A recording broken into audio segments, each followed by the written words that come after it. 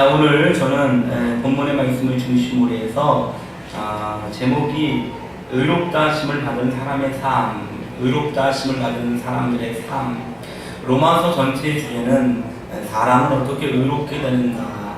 이 의롭이라고 하는 것은 하나님 앞에 죄가 없다고 인정받는 무죄의 선고로 하나님과의 바른 관계를 어떻게 맺을 수가 있는가. 정말 중요한 거 아니겠습니까?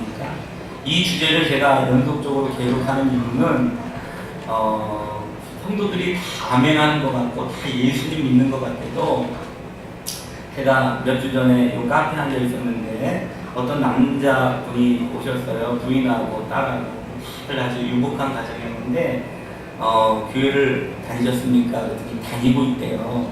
어떻게 다니게 됐습니까? 그랬더니 한 28년 전쯤에 결혼했는데 이 처가댁이 기독교 집안이었던 것입니다. 근데 아내를 너무 사랑해가지고 결혼 조건으로 교회를 다니겠다는 조건으로 이분이 이제 교회를 다니기 시작했습니다.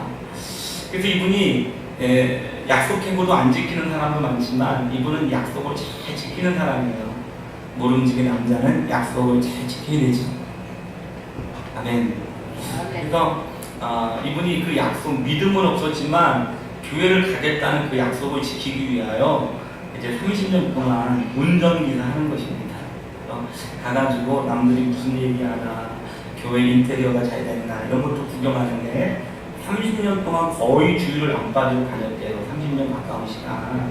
근데 이분이 저보고 하는 얘기가, 제가 물어봤어요. 선생님, 오늘 밤 돌아가시면 천국에 가실 수 있나요? 그랬더니 글쎄요 그러더라고요. 그래서 혹시 하나님을 아버지라 부르시나요? 그랬더니 아니요. 그렇게 얘기를 하고, 사람이 하나님 앞에 천국 갈 수 있는 권리를 얻을 수 있다면 그 권리를 뭐 때문에 얻을 수 있을까요? 그랬더니 모르겠는데요. 그러시더라고요. 근데 이분이 다니는 교회가 성경 공부를 못하는 교회가 아니고 한국에서 제자훈련이라고 하는, 제자훈련을 처음 시작하고 한국에서 성경 공부를 제일 열심히 하는 교회를 30년째 다니고 있음에도 불구하고 이분이 구원의 확신이랄지 하나님과의 관계랄지 그리고 천국에 들어갈 수 있는 그 자격이 가나요? 아무것도 모르는 것입니다. 그래서 제가 느낀 게 뭐냐 그러면, 목사가 주일날 성도들이 교회 다닌다고 해서 또는 성경책을 갖고 다닌다고 해서 엄마 아버지가 모태신앙이요 이렇다고 해서 속으면 안 되겠다. 속으면 안 되겠다. 정말 그분이 예수님을 알고 있고 구원의 확신을 갖고 있고 하나님 나라를 알고 있는가를 세심하게 살피고 확인해야 되겠다. 이런 마음을 가져봤습니다. 이 의라고 하는 얘기는요, 여러분 도덕적인 의는 아니고요, 윤리적인 의도 아닙니다. 이 의는 하나님께서 인간에게 너는 죄가 없다라고 선고해 주시는 그 의요, 또 이 의는 하나님과 인간의 관계가 하나님 앞에서 인간이 다른 관계를 맺을 수 있는 의라는 것입니다. 그래서 하나님께서 주시는 이 의를 얻게 되어지면 우리는 아무리 많은 죄를 짓는다고 할지라도 주님이 너는 의롭다 칭해 주시면 죄가 없게 되는 것이고, 또 하나님 앞에서 아무리 우리가 관계가 안 좋아도 하나님이 의롭다 해주시면 관계가 회복되는 줄로 믿습니다. 근데 이 의를 어떻게 얻는가에 관하여 로마서는 사람이 의롭게 되어지는 것은 사람의 행위나 업적이나 공로로 의롭게 되는 것이 아니고 예수 그리스도를 믿음으로 말미암아 의롭게 된다는 것입니다. 그래서 이거를 가리켜 이신칭의, 믿음으로써 의롭게 칭해진다. 또는 이신득의, 믿음으로써 의를 얻게 된다는 것입니다. 그래서 우리가 오늘 로마서 5장 1절을 여러분이 보시면 로마서 5장 1절에도 다 같이 한번 찾으셔서 읽겠습니다. 로마서 5장 1절 시작. 그러므로 우리가 믿음으로 의롭다 하심을 받았으니 우리 주 예수 그리스도로 말미암아 하나님과 화평을 누리자. 그래서 우리가 전장 로마서 3장 21절로 4장 25절 여기에 대한 결론이 그러므로인데, 이 3장 21절로 4장 25절이 사람이 의롭게 되는 것은 믿음으로 말미암아 의롭게 된다는 것들을 말씀하고 있습니다. 세상의 그 어떤 사람도 이방인도 유대인도, 동양인도 한국인도, 남자도 여자도, 목사도 스님도, 심지어는 교황조차도 여러분 믿음으로 말미암아 의롭게 된다는 것입니다. 그래서 자, 로마서 3장 21절로 4장 25절에 대한 결론을 다시 한번 정리해 보시면 모든 인간은 하나님 앞에서 다 죄인이며 의의는 없다는 것이죠. 그래서 로마서 3장 10절 21절에 봤더니 그러면 어떠하냐, 우리는 나으냐, 결코 아니라 유대인이나 헬라인이나 다 죄 아래 있다고 우리가 이미 선언하였느니라. 기록된 바 의의는 없나니 하나도 없으며 라는 말씀을 통해서 세상의 모든 사람들이 다 죄인이다. 여러분 옆에 계신 분이 죄인임을 여러분 알게 되는 것입니다. 누구도 하나님 앞에서 의의는 없다. 근데 이 사람이 다 죄인인데 율법을 가지고는 죄를 의롭게 만들 수가 없다는 것입니다. 로마서 3장 20절에 율법의 역할을 말씀하고 있는데 그러므로 율법의 행위로 그의 앞에 의롭다 하심을 얻을 육체가 없나니 율법으로는 죄를 깨달은 이니라. 율법의 역할은 율법을 지켰기 때문에 사람이 의로워질 수 있다라고 하는 것들을 말하지 아니하고 율법이 있기 때문에 죄를 죄로 인식하게 되고 율법에 비추어 죄인을 죄인으로 인식하게 된다는 것입니다. 그러니까 죄에 대한 인식, 죄에 대한 각성, 이것이 바로 율법의 역할입니다. 그렇다면 율법 외에 사람이 의로워질 수 있는 방법을 하나님이 주셨다는 것입니다. 로마서 3장 20절로 21절에 봤더니 이제는 율법 외에 하나님의 한 의가 나타났으니 율법과 선지자들에게 증거를 받은 것이라. 곧 예수 그리스도를 믿음으로 말미암아 모든 믿는 자에게 미치는 하나님의 의니 차별이 없느니라. 율법의 방식이 아닌 하나님께서 새로운 방식을 만들어 주었는데 그것은 바로 예수 그리스도를 믿게 되어지면 그 믿음을 통해서 모든 사람에게 의롭다 칭함을 얻게 된다는 것입니다. 예수를 믿으면 의롭게 되는 것입니다. 구체적인 방법은 예수의 피의 희생이 하나님 앞에 의가 되는 것입니다. 그리스도 예수 안에 있는 속량으로 말미암아 하나님의 은혜로 값없이 의롭다 하심을 얻은 자 되었느니라. 죄에는 값이 있고 죄에는 삭이 있는데 속량이라는 뜻은 값없이 빚을 청산했다. 누군가 내 죄값을 갚아주었다.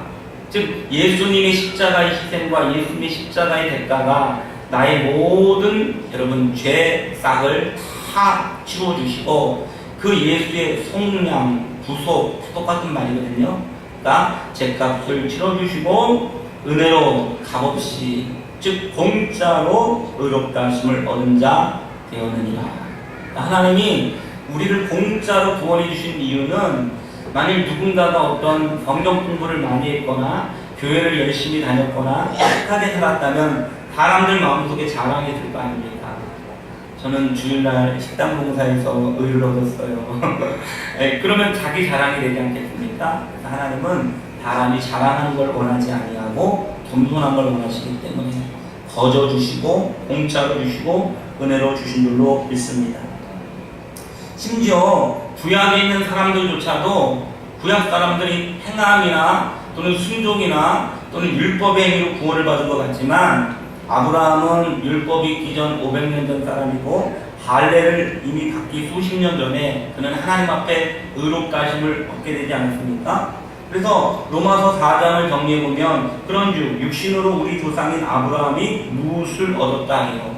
아브라함이 무엇을 얻었습니까? 만일 아브라함이 행위로서 의롭다 하심을 받았으면 자랑할 것이 있으려니와 하나님 앞에서는 없느니라.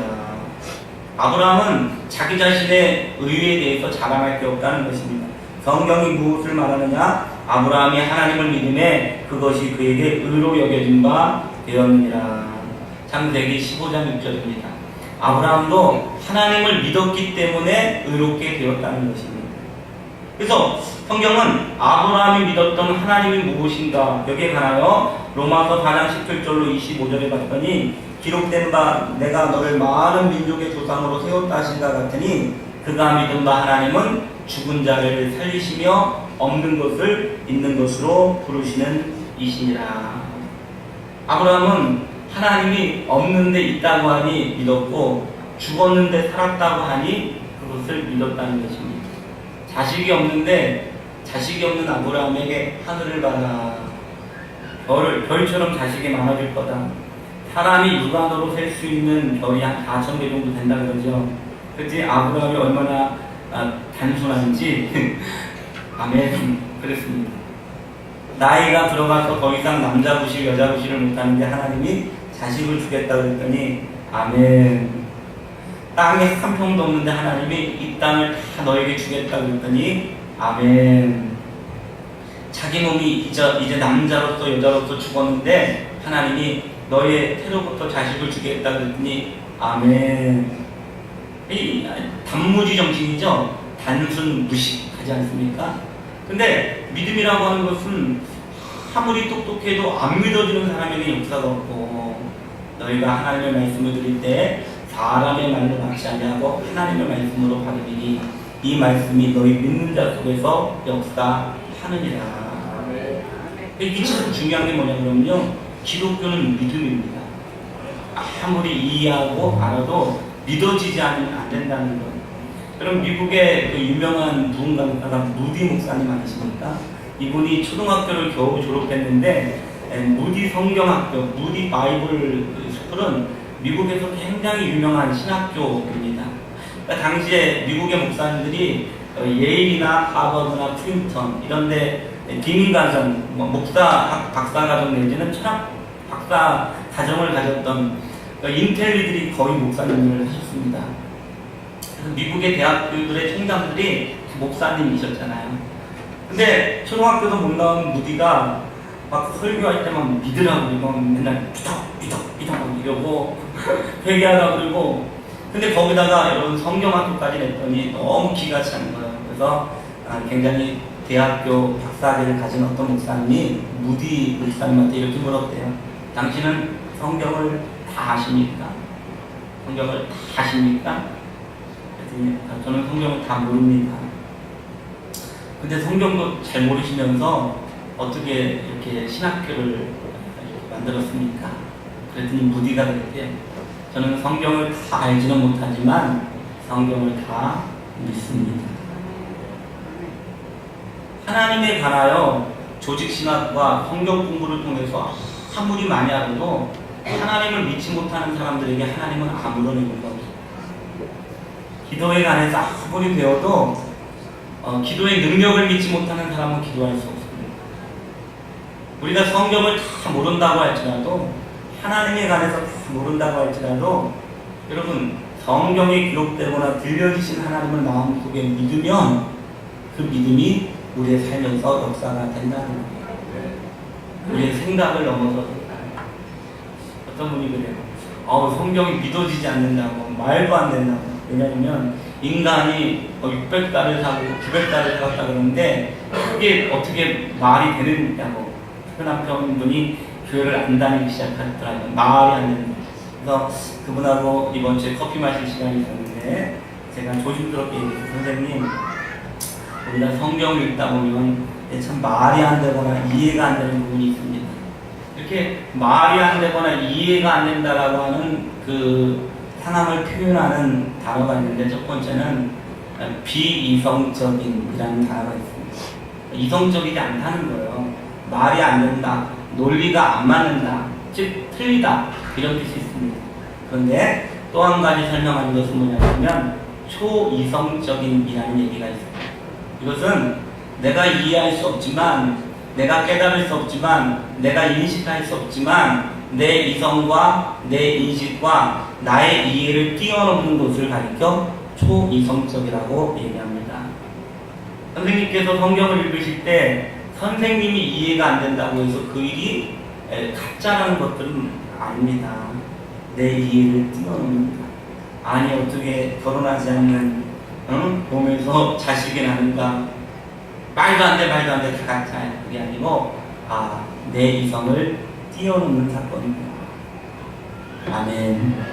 이 초이성적인 사건이라고 했어요.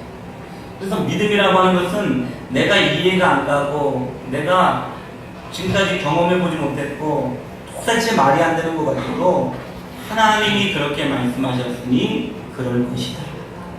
하나님이 그렇게 약속하시니 그렇게 될 것이다. 이거를 믿는 사람들, 그래서 너희가 하나님의 말씀을 들을 때 사람의 말로 받지 아니하고 하나님의 말씀으로 받으니 이 말씀이 믿는 자 속에서 역사하느니라. 그래서 성경에 있는 사람들은 예수님 앞에 나왔을 때 자기들의 문제가 무엇인지를 발견했을 때, 아, 내가 지식이 없었음이 나에게 문제가 아니었구나. 내가 성경을 많이 못 읽어서 문제가 아니었고, 내가 하나님을 알고도 하나님의 능력을 알고도 그분을 믿지 못했구나. 그래서 여러분 예수님 만나신 분들이 뭐라 그래요? 주여 내게 믿음을 더하여 주옵소서. 저는 오늘 저와 여러분에게 믿음의 선물이 주어지시게 되기를 주님의 이름으로 축원합니다. 자, 아브라함이 자기 몸의 죽음과 사라의 몸이 죽어감을 알고도 이성적으로는 또 자기 계산적으로는 이게 안 될 것만 같아도 하나님은 전능하시고 하나님은 약속을 잘 지키시기 때문에 하나님 말씀하셨으니 이루어질 것이다. 이거를 믿었는데 이 믿음을 하나님이 의롭다 여겨주셨다는 것입니다. 하나님은요, 믿음 있는 분들을 예뻐하시고 믿음 있는 분들을 축복하시고 하나님께서 그렇게 우리에게 은혜를 부어주실 줄로 믿습니다. 바랄 수 없는 중에 바라고, 그리고 믿음이 없어 하나님의 약속을 의심하지 않고 믿음으로 경고하여서 하나님께 영광을 돌리며 약속하신 그것을 또한 능히 이루실 줄을 확신하였으니. 아브라함도 믿음이 약간 부족해질 때가 있었어요. 그래서 나이가 들었는데 하나님이 자식을 주겠다 그랬더니 웃으면서, 빙그레 웃으면서, 네 하나님 좋은 얘기지만 이스마엘이나 살게 하여 주옵소서. 그랬더니 하나님이 그러시는 거예요. 왜 내 얘기를 덕담으로 받아들이냐? 왜 내 얘기를 덕담으로 받아들이냐? 여호와께는 능지 못할 일이 없느니라. 하나님의 축복을 농담으로 덕담으로 받아들이면 안 된다는 거죠. 어떤 분들이 교회 오실 때 그런 얘기 하시잖아요. 야, 좋은 말씀 들으러 가자. 그러고 목사님 우리에게 쓸데없는 얘기 하느냐? 잘 되라는 얘기지. 그리고 덕담으로 받아들인다는 거예요. 그래서 여러분 축복받으십시오. 인생이 바뀔 것이니까. 이러면 아멘, 아멘 빙그레 웃는데 실제로 그렇게 될 것을 믿지 않는다는 거예요. 그때 하나님께서는 왜 내 얘기를 덕담으로 받아들이냐? 여호와께는 능지 못할 일이 없느니라. 그래서 아브라함이 이 믿음을 갖게 되었다는 것입니다. 그러면서 그 아브라함의 믿음과 우리의 관계성에 관하여 말하기를 그에게 의로 여겨졌다 기록된 것은 아브라함만 위한 것이 아니요 의로 여기심을 받을 우리도 유함이니 곧 예수 우리 주를 죽은 자 가운데서 살리신 이를 믿는 자리라. 아브라함이 이 하나님의 약속을 단순 무식하게 믿었을 때 하나님이 그 믿음을 의롭게 여겨주셨다면 우리도 아브라함처럼 믿음을 가질 때 의롭게 된다는 것입니다. 아브라함은 자기의 죽은 몸과 자기의 나이 속에서 자식을 주겠다라고 하는 이 불가능한 상황을 믿음으로 의롭게 되었다면 우리는 예수가 죽으셨다가 부활했던 사건을 한 번도 본 적도 없고 인간의 생각으로 이해도 안 되지만 그 예수가 죽으셨다가 부활했던 사건을 믿을 때 아브라함처럼 의롭게 된다는 것입니다. 그리고 그런 상황 속에서 우리는 아브라함의 믿음과 우리 믿음의 동일성을 갖게 되어지고 우리는 같은 믿음을 가졌기 때문에 아브라함을 믿음의 조상이라고 말할 수가 있고 이 믿음을 가질 때 아브라함이 가졌던 관계와 자손과 물질과 영적인 축복을 얻게 된다는 것입니다. 저는 성도님들이 두 부류가 있다고 생각해요. 믿음이 있는 사람하고 믿음이 없는 분이 계시다고 믿습니다. 오늘 여러분 아브라함의 믿음이 저와 여러분의 믿음이 되시기를 주님의 이름으로 축원합니다. 로마서 5장 1절은 그러므로 우리가 믿음으로 의롭다 하심을 받았으니 우리 주 예수 그리스도로 말미암아 하나님과 화평을 누리자라고 기록되고 있습니다. 이 칭이 믿음으로 말미암는 칭이 여러분 제가 설교를 굉장히 오래 했는데 이제 여러분 이해가 되시죠? 아, 내가 예수를 믿으면 의롭게 되겠구나. 이런 믿음이 있으시죠? 아멘. 이거를 여러분 잊지 마시고 나중에 돌아가시기 전에 꼭 딴소리 하시는 분이 계세요. 권사님, 오늘 하나님이 의롭다 이름을 주시고 천국 가실 수 있죠? 그러면 글쎄요, 주의를 하도 많이 빼먹어서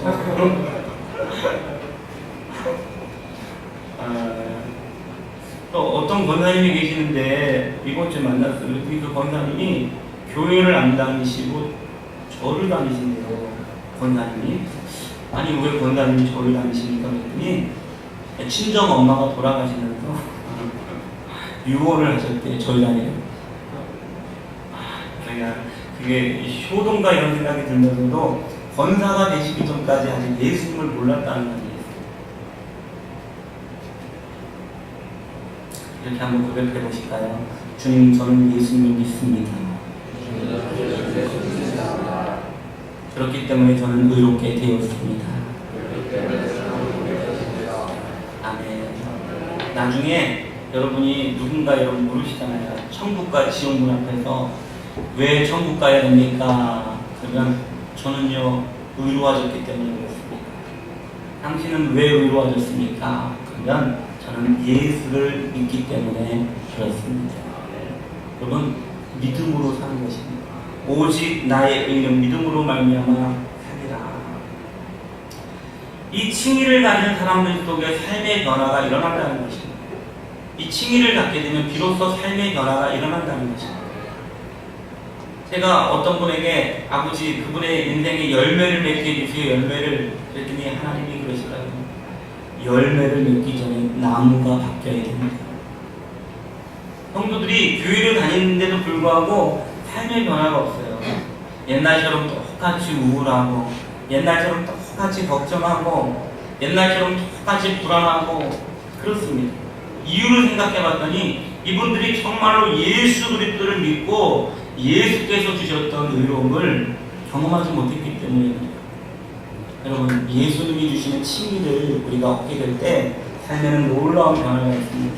오늘 성경에 봤더니 화평을 누리게 된대요. 화평.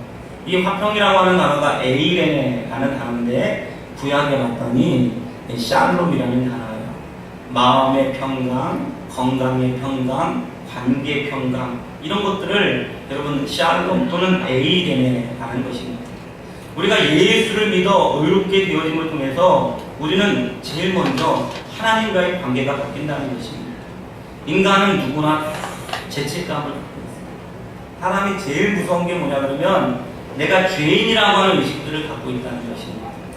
어쩌면 이 시간 여러분들이 누군가가 여러분에게 얘기해 주지 않아도 우리는 나는 죄인인데 나는 거짓말했는데 나는 정말로 성질이 못됐는데 이런 여러분 죄인들의 의식들을 갖고 있다는 것입니다. 그래서 어쩌면 나는 지옥에 갈 수도 있다라고 하는 생각을 갖게 되는 것입니다.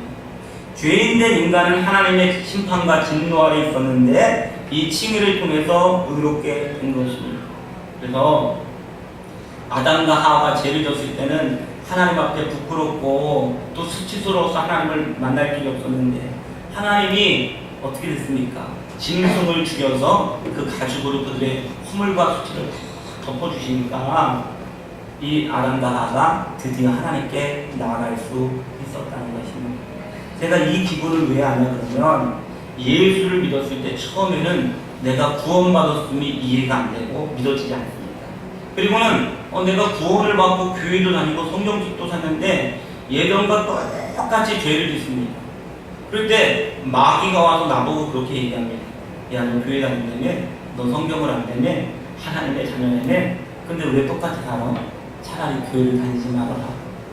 너는 지옥 갈 수 있어. 이렇게 얘기하면서 우리 마음속에 자꾸만 우리의 심장을 공격합니다. 공격해요. 저도 경험해 봤습니다. 예수를 믿었는데 막 욕도 하고 친구들하고 싸우고 나면 기도가 안 되고 예배가 안 됩니다. 그래서 나는 왜 예수 믿고 이렇게 죄를 짓지? 나는 왜 예수를 믿는데 이렇게 삶이 안 바뀌지? 내 믿음이 가짜인가? 나 천국 갈 수 있겠나? 이런 생각을 쭉 하면서 어느 날 기도하고 있는데 회개 기도를 했어요. 죄를 안 짓게 달라고. 그러는데 밤 12시가 넘어가는데 예수님께서 저에게 하시는 말씀이 들리더라고요. 네 죄가 크지만 내 은혜가 내 죄보다 크다. 저는 믿음의 법칙을 거기서 발견한 것 같아요. 사람이 죄를 적게 져도 죄인이에요. 그렇죠? 아멘. 근데 내 죄가 크지만 하나님의 은혜가 더 크기 때문에 이거를 덮어준다. 제가 배가 좀 나와서 여러분 양복으로 붙었어요. 여러분 여드름 있으시죠? 근데 비비크림으로 덮으셨죠? 다 새벽에 되면 몰라요. 덮어주는 거예요. 덮어주는 거예요. 그래서 이게 예수님께서 우리의 화목제물이 되셨다 그럴 때 성경에는 덮어주는 거예요. 덮어주는 거예요. 덮어주는데 구약 성경에 들어가 보면 그 지성소 안에 지난주에도 말씀드렸지만 이 하나님의 임재가 있는 법궤가 있는데 이 법궤에 율법이 있습니다. 율법을 낭독하면 다 죽어야 돼요. 간음죄, 거짓말, 혈기, 살인, 사기, 도둑질, 불순종, 불효, 교만, 가식, 위선, 잘난체. 이게 여러분 그런 거 다 죽어야 됩니다. 거기 가면.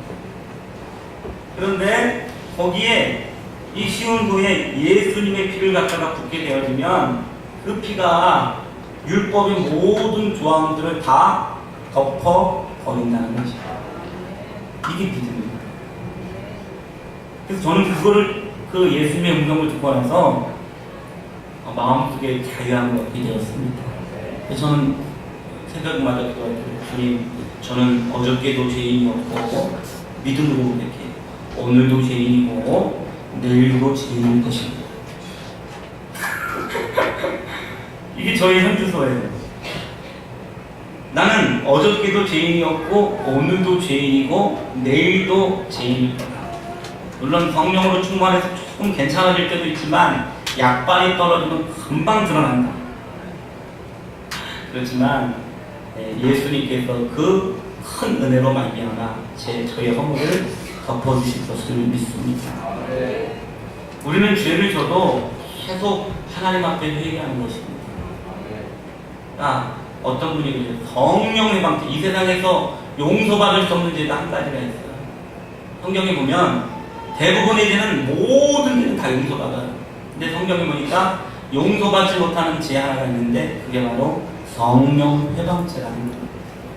어떤 분이 저보고 성령 회방죄 얘기를 하시길래 제가 그랬어요. 그 성령 회방죄가 뭔지 아십니까?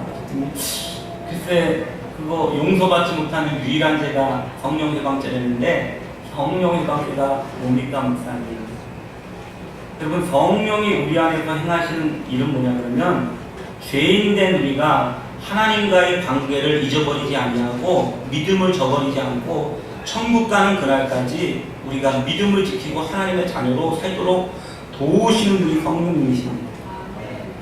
성경은 이 성령님은 거룩하신 분인데 우리가 죄 가운데 있을 때 이 거룩하신 성령께서 때로는 근심하시고 염려하시고 이 성령께서 탄식하시고 있음을 말씀하고 있습니다. 그래서 여러분이 죄를 짓고 나면 마음이 우울해지거나 낙심이 되거나 그런 이유는 내 안에 계시는 성령님께서 내 안에 탄식하고 계시기 때문에 그래요. 그렇죠? 탄식하고 계시기 때문에. 그러면서 성령께서 끊임없이 하시는 일은 뭐냐 그러면 우리의 죄를 자꾸 지적하시고 지적하는데 정죄감, 감화감을 주세요. 너가 그렇게 살면 되겠냐? 너 왜 그렇게 자꾸 방황하냐? 왜 그렇게 자꾸 의심하냐? 왜 자꾸 그렇게 세상을 사랑하냐? 성령님은 우리 마음속에 감화 감동을 주시면서 우리에게 뭐를 촉구하시냐 그러면 회개를 촉구하시는 거예요. 하나님께 돌아가자. 죄를 회개하자. 예배를 회복하자. 이게 성령의 삶이거든요. 여러분 성령님께서 이러실 때 냅둬요. 됐어요. 안 갈래요. 이 성령의 회개시키시는 사역에 관하여 의지를 가지고 거부하는 행동, 이걸 가르쳐 성령 해방자라는 것입니다. 그러니 우리가 어떤 죄를 졌을지라도 성령의 역사에 순종해서 회개하고 있는 나 자신을 바라볼 때, 아, 나는 구원을 얻는구나. 아멘. 아멘. 이거를 고백하게 된다는 것입니다. 그래서 이 하나님의 은혜를 깨닫게 될 때 우리는 어떤 일이 발생하냐 그러면 예배가 좋고 찬양이 좋고 나는 죄를 지을 가능성이 있지만 회개하고 또 다시 회복하고 다시 하나님께 믿음으로 나온다.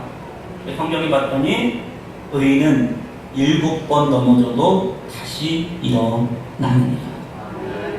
그래서 이 믿음을 가진 사람은 그래 어차피 죄인이었는데 어저께 별일이 많았어요. 내가 과거를 생각할 때 여러 가지 힘들고 어려운 일이 있어요. 그럼에도 불구하고 다시 일어나는 것입니다. 오라 우리가 여호와께로 돌아가자. 아버지께로 돌아가자. 그래서 믿음으로 하나님께 자꾸 나아가고 하나님 앞에 여러분 용서를 받게 된다는 것입니다. 그러므로 이 사람은 하나님과 영원한 화평을 누리게 되어서 천국 가는 그날까지 승리하게 될 줄로 믿습니다. 이렇게 한번 고백해 보실까요? 아버지 하나님, 저는 어저께도 죄인이었습니다. 오늘도 죄인입니다. 내일도 죄를 질지 모릅니다. 그러나 예수님을 믿사오니 제가 회개할 때마다 용서하여 주시고 천국 가는 그날까지 승리하게 하여 주옵소서. 아멘. 이 믿음을 통해서 저와 여러분 천국 가는 그날까지 승리하게 될 줄로 믿습니다.